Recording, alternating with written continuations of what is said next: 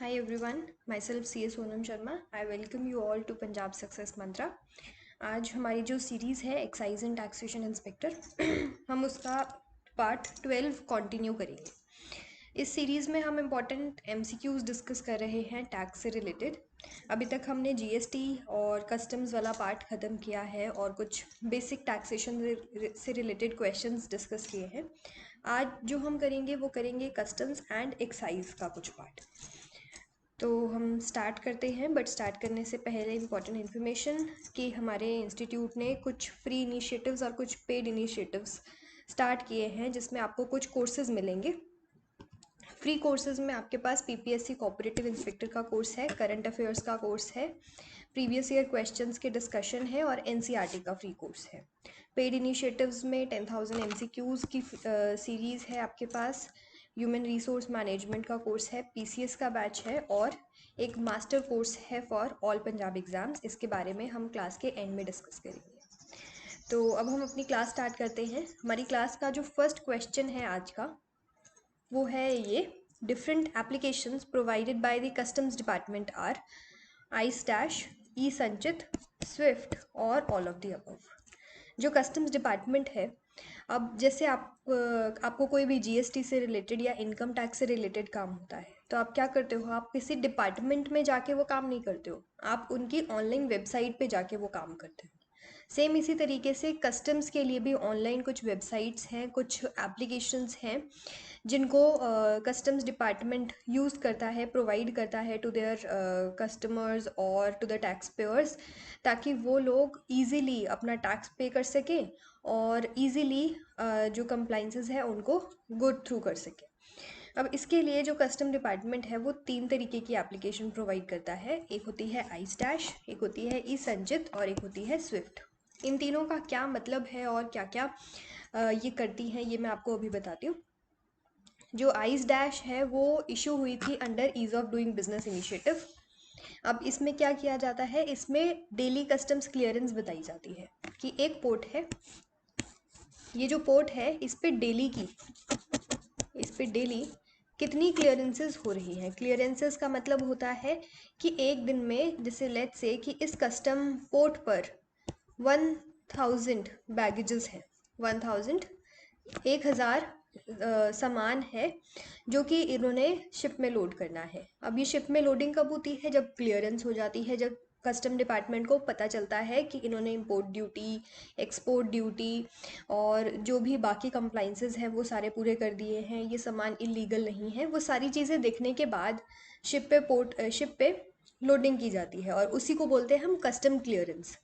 अब ये जो कस्टम क्लियरेंस है, अब ये कैसे पता चलता है हमें कि कितनी कस्टम क्लियरेंस हो रही है। मैं आपको एग्जांपल दे रही थी कि लेट्स से कि यहाँ पर 1000 बैगेजेस पड़े हैं और ये 1000 बैगेजेस में एक दिन में 800 बैगेजेस जो है वो एक शिप पर लोड हो जाते हैं। तो डेली की एवरेज इस पोर्ट की जो है वो हुई अराउंड 800 टू 900 बैगेजेस, कि एक दिन में अगर यहाँ पर 1000 बैगेजेस पड़े हैं तो 800 से 900 बैगेजेस जो है वो क्लियर हो जाते हैं, मतलब 80 टू 90% की क्लियरेंस है। वहीं दूसरा एक पोर्ट है जहाँ पर ये क्लियरेंस 70% की है, तीसरा पोर्ट है जहाँ पर ये क्लियरेंस 60% की है। तो ये जो डेटा है ये देता है आई स्टैश। अब इस डेटा का काम क्या आएगा कि अगर किसी पर्सन को अपना सामान किसी पोर्ट पे भेजना है तो उनको ये पता होगा कि अगर इस पोर्ट पर भेजेंगे वो अपना सामान तो उनका सामान जल्दी क्लियर हो जाएगा, इस पोर्ट पर भेजेंगे तो थोड़ा लेट क्लियर होगा। तो ईज़ ऑफ डूइंग बिजनेस के अंडर ये चीज़ को लेकर आना ज़रूरी था ताकि वो लोग अपना जो कस्टम क्लियरेंस का टाइम है और लॉजिस्टिक्स का टाइम है वो ईजिली प्लान कर सकें। ये जो वेबसाइट है ये नेशनल इंफॉर्मेशन सेंटर के साथ कोलैबोरेशन में बनाई गई है।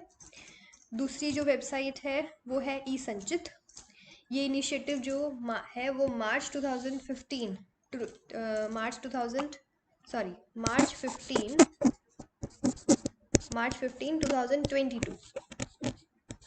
2022 में लॉन्च हुआ था। और ये क्या करता है, यहाँ पर जो आइस गेट में रजिस्टर्ड पर्सन है, आइस गेट होता है जो बहुत पहले से कस्टम्स का एक वेबसाइट है जहाँ पे सारी की सारी इंपोर्ट ड्यूटी एक्सपोर्ट ड्यूटी की पेमेंट होती है, वो वेबसाइट को हम बोलते हैं आइस गेट। जो लोग आइस गेट पर रजिस्टर्ड हैं वो यहाँ पर रजिस्टर कर सकते हैं, और ये क्या करती है, ये एक फैसिलिटी प्रोवाइड करती है कि आप लोग जो भी डॉक्यूमेंट्स है उसकी हार्ड कॉपी देने के बजाय आप सॉफ्ट कॉपी ऑनलाइन पोर्टल से सबमिट कर सकते हो। तीसरी जो थी वो है Swift, single window interface for facilitating trade. ये लॉन्च हुई थी ऑन 1 अप्रैल 2016। इन सब की लॉन्च डेट आपको याद होनी चाहिए अच्छे से। This application is for importers and exporters to file common electronic integrated declaration. एक डिक्लेरेशन फाइल करनी होती है जब भी आप कस्टम्स में जाते हो इम्पोर्ट या एक्सपोर्ट करने के लिए। वो डिक्लेरेशन ये बताती है कि आपने सारी की सारी इम्पोर्ट ड्यूटी या एक्सपोर्ट ड्यूटी पे कर दी है, आपका सामान इलीगल नहीं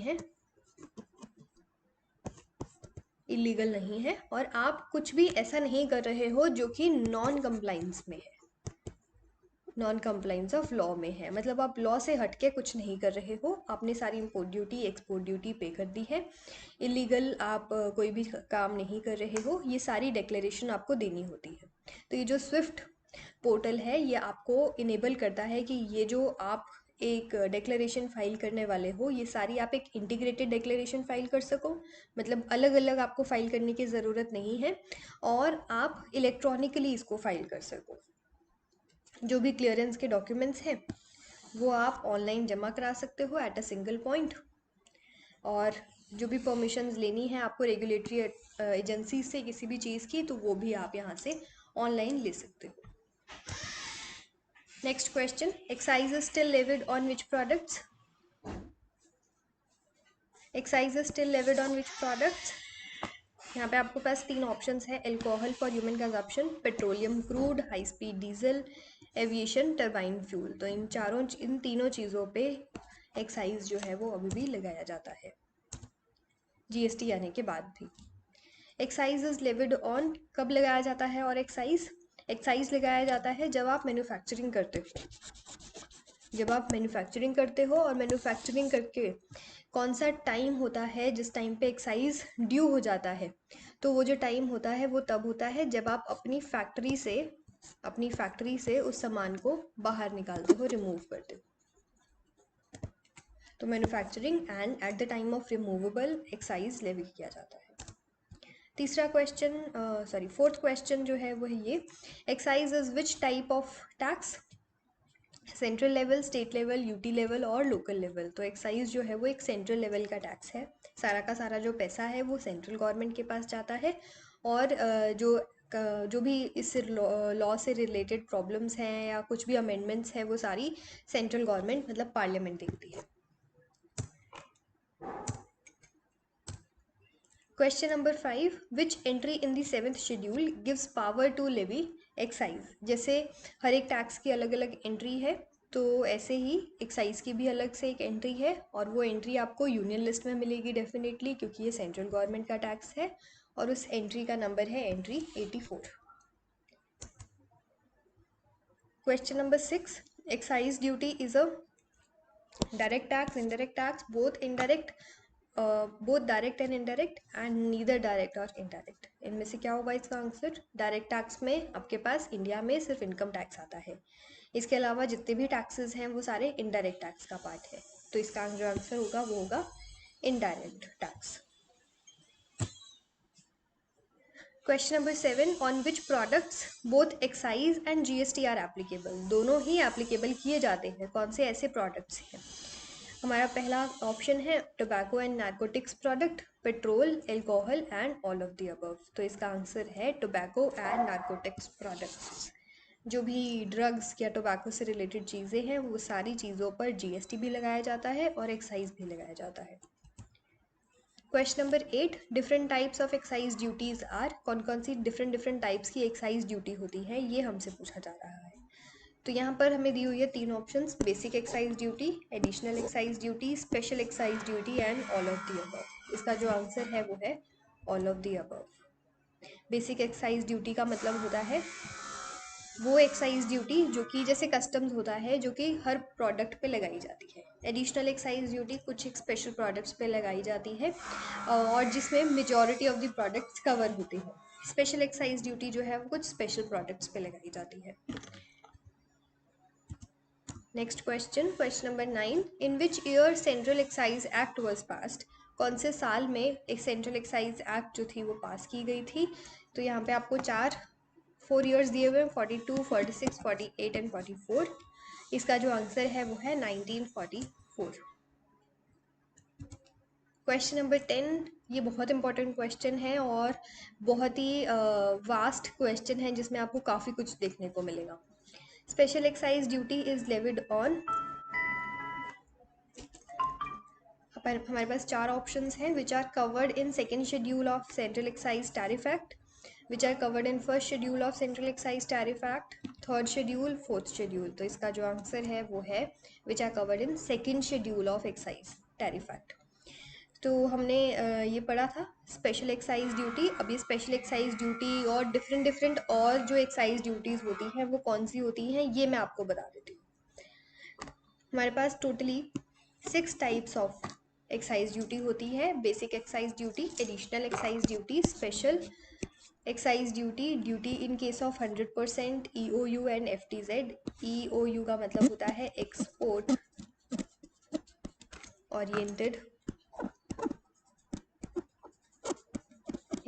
ओरिएंटेड यूनिट, एंड FTZ का मतलब होता है फॉरेन ट्रेड जोन। फिफ्थ है duties under others act and sixth है नेशनल कैलेमिटी कंटिजेंट ड्यूटी। अब इन सब का मतलब क्या क्या होता है हम एक एक करके समझ लेते हैं। बेसिक एक्साइज ड्यूटी क्या होती है। बेसिक एक्साइज ड्यूटी होती है जो कि एक बहुत बेस लेवल पे लगाई जाती है और ये हर प्रोडक्ट पे लगाई जाती है। This duty is levied under section 31A of excise central excise act. इस सेक्शन को आपको याद करने की ज़रूरत नहीं है। As per Section 2A of Central Excise Act, basic excise duty is termed as SENVAT with effect from 12 May 2000.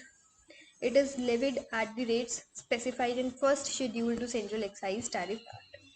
Read with exemption notification if any. Exemption notification होती है कोई भी ऐसी नोटिफिकेशन जो कि एक गुड, एक पर्टिकुलर टाइप का गुड जिसके ऊपर एक्साइज ड्यूटी लगाई जा रही थी अभी तक, उसको एग्जेम्प्ट कर रही है, मतलब उसके ऊपर आगे से एक्साइज ड्यूटी नहीं लगाई जाएगी। तो जो एक्साइज ड्यूटी के रेट हैं बेसिक एक्साइज ड्यूटी के, वो first schedule of central excise tariff act में बताए जाते हैं और उसको हमें रीड करना होता है हमेशा कोई भी एग्जेम्पशन नोटिफिकेशन के साथ। तो एक्साइज टैरिफ एक्ट में 3 शेड्यूल है टोटल। फर्स्ट शेड्यूल में बेसिक एक्साइज ड्यूटी बताई जाती है, सेकंड में स्पेशल एक्साइज ड्यूटी जैसे हमने अभी क्वेश्चन में देखा था, और थर्ड शेड्यूल में डीम्ड मैन्युफैक्चर देखा जाता है कि क्या होता है। दूसरी है special excise duty. Special excise duty जो है वो कुछ कमोडिटीज़ पे लगाई जाती है जो कि कुछ स्पेशल कैटेगरी में आती है, जैसे कि पान मसाला, कार्स एट्सेट्रा। मतलब कुछ ऐसी कैटेगरीज जो कि एक लग्जरी नेचर की मानी जाती है या फिर कोई भी ऐसा नेचर जिसको गवर्नमेंट हमेशा उसकी परचेज को कम करना चाहती है। These items are covered in second schedule, however with effect from 1/3/2000, 1 March 2006, all goods have been exempted from special excise duty. 1 मार्च 2006 से इस ड्यूटी को ख़त्म कर दिया गया। सारे के सारे जो गुड्स हैं उनको इस ड्यूटी से एग्जेम्प्ट कर दिया गया था, बट स्टिल ये आपको पता होना चाहिए कि एक्साइज स्पेशल एक्साइज ड्यूटी क्या होती है, किस टाइप के प्रोडक्ट पे ये लगाई जाती थी और कब से इसको एग्जेम्प्ट किया गया है एंड कौन से शेड्यूल में ये लगाई जाती है। Duty in case of 100% export oriented unit and FTZ। 100% export oriented units. Export oriented units का मतलब क्या होता है, कोई भी ऐसी यूनिट जिनका काम है कि वो मैन्युफैक्चर करेंगे और वो मैन्युफैक्चर करके एक्सपोर्ट कर देंगे। And units in free trade zone. Free trade zone का मतलब होता है कोई भी ऐसा जोन जो कि जहाँ पे आप फ्रीली ट्रेड कर सकते हो, वहाँ पे आपको कोई भी लाइसेंसिंग वगैरह की ज़रूरत नहीं होती। एक्सपोर्ट ऑल देयर प्रोडक्शन, और ये इनको हम स्पेशल कैटेगरी में क्यों डालते हैं, क्योंकि ये जितने भी अपने प्रोडक्शन करते हैं वो अपनी एक्सपोर्ट कर देते हैं। However, when they clear their final product in domestic tariff area, but अगर वो अपना जो एक्सपोर्ट है, जो भी अपना प्रोडक्शन है, वो पूरा नहीं करते हैं एक्सपोर्ट, और कुछ पार्ट वो डोमेस्टिक टेरिटरी में सेल करते हैं, तो उस डोमेस्टिक टेरिटरी वाले के ऊपर 100% आपको एक्साइज ड्यूटी देनी पड़ेगी। अदरवाइज आपको कोई भी एक्साइज ड्यूटी देने की ज़रूरत नहीं है। The duty amount is equal to the aggregate of the duties of customs leviable on like article if imported in. जो भी आप वो ड्यूटीज़ जो है, वो एक्साइज ड्यूटी कैसे लगाई जाएगी, जो भी आप वो सामान बेच रहे हो उस सामान के ऊपर नॉर्मली कितनी इम्पोर्ट ड्यूटी लगाई जाती, उसके अकॉर्डिंग हम कैलकुलेट करते हैं इसकी excise duty. Even if rate of customs is considered for payment of duty, actually the duty paid by them is central excise duty. जो भी वो ड्यूटी पे करते हैं उसको हम सेंट्रल एक्साइज ड्यूटी बोलते हैं, इवन इफ़ हम जो रेट्स कंसीडर कर रहे हैं वो इम्पोर्ट ड्यूटी के हैं। तो इट्स लाइक कि अगर आपने 100% एक्सपोर्ट कर दिया तो आपको कोई भी एक्साइज ड्यूटी नहीं देनी। बट अगर आपने 100% नहीं किया, लेट्स से आपने 95% एक्सपोर्ट किया, 5% डोमेस्टिक टेरिटरी में सेल किया, तो इसको इस तरीके से कंसीडर किया जाएगा जैसे आपने ये गुड्स को इंडिया में इंपोर्ट किया है, और जितनी भी इंपोर्ट ड्यूटी आप पे करते उतनी आपको एक्साइज ड्यूटी पे करनी पड़ती, और सॉरी उतनी आपको एक्साइज ड्यूटी पे करनी पड़ेगी इस गुड्स पे इंडिया के अंदर। नेक्स्ट है duties under other acts. Some duties and cesses are levied on manufactured products under other acts, like additional duty on goods of special importance and additional duty on textile articles. कुछ जो duties हैं और cess हैं वो जो दूसरी acts के under goods manufacture किए गए हैं उनके ऊपर उसके अकॉर्डिंग लगाई जाती है। एडमिनिस्ट्रेशन ये प्रोवाइड करती है कि कितनी ड्यूटी उसके ऊपर लगाई जाएगी। एडिशनल एक्साइज ड्यूटी जो है होती है वो एक काइंड ऑफ सरचार्ज होती है। सरचार्ज का मतलब होता है duty on duty, tax on tax. Additional excise duty by way of surcharge on pan masala and certain specified tobacco products is levied to finance the National Rural Health Mission। मतलब आप tobacco को cell करके जो भी आप additional excise duty collect करोगे वो आपके नेशनल रूरल हेल्थ मिशन को फाइनेंस करने के काम आएगा। This additional duty is charged at prescribed specific rates and a rate equal to 10% of the aggregate of normal rates of excise duty payable on pan masala and other tobacco products। जो भी आप additional duty लगाओगे वो एक prescribed rate पर लगेगी, और अगर कोई रेट प्रिस्क्राइब्ड नहीं है तो इसका जो रेट होगा वो होगा जितनी भी आप नॉर्मली एक्साइज ड्यूटी लगाते हो। नॉर्मल जो बेसिक एक्साइज ड्यूटी है, बेसिक एक्साइज ड्यूटी, इसका 10% आपको एडिशनल एक्साइज ड्यूटी पे करनी है।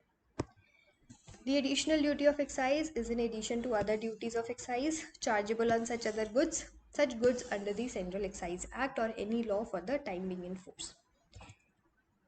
Next is education cess. Education cess होता है कोई भी ऐसा सेस जो कि टैक्स पे लगाया जाता है और एक स्पेसिफाइड रेट के लिए पे लगाया जाता है, और ये जो स्पेसिफाइड रेट है एक्साइज में वो है 2%। 2% किसका? Of the aggregate of all excise duties. जितनी भी आपने एक्साइज ड्यूटीज़ लगाई है, एडिशनल ड्यूटी हो गया, स्पेशल ड्यूटी हो गया, बेसिक ड्यूटी हो गया, वो सारी को ऐड करके जितना भी आएगा उसका 2% आपको एजुकेशन सेस पे करना है। और सेस आप सबको पता होना चाहिए कि ये यूनियन गवर्नमेंट के पास जाता है, कभी भी सेंट्रल गवर्नमेंट स्टेट गवर्नमेंट्स के पास वो नहीं जाता। Next is secondary and higher education cess. जैसे वो एजुकेशन सेस था, ऐसी एक और सेस होता है secondary and higher education cess, SHEC बोलते हैं हम इसको, और इसका जो रेट होता है वो है 1%, और ये लगाया गया है 1/3/2007 से लेके।